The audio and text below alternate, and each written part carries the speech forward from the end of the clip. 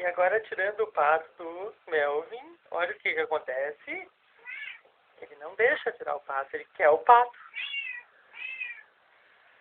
Vai! Não pegar, bebê! Você viu o que ele faz? Tu tira o pato, ele quer pegar a nenenzinha.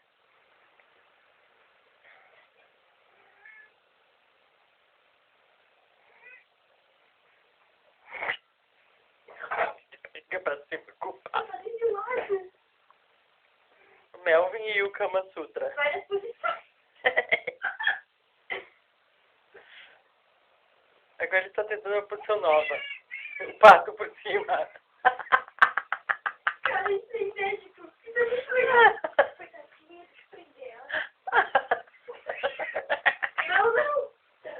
Cara, vai pegar ela. Gente, que é isso? Nunca ficou isso igual. Nem o Xaxá era desse jeito, Té. Acho que esse seria Eu juro que não fui eu que ensinei isso pra ele. acho que ele viu o xadrez fazendo. Ai, meu Deus do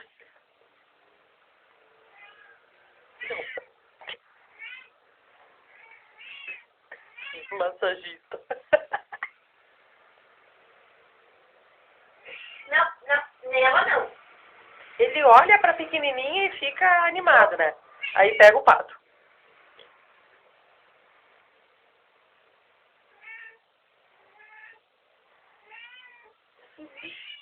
Não, Melvin.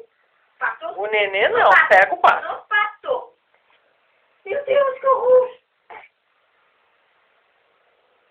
Será que o pato tá gostando? Aí ele não para mais, tô assustada. Larga! Não, tá, eu te dou um pato.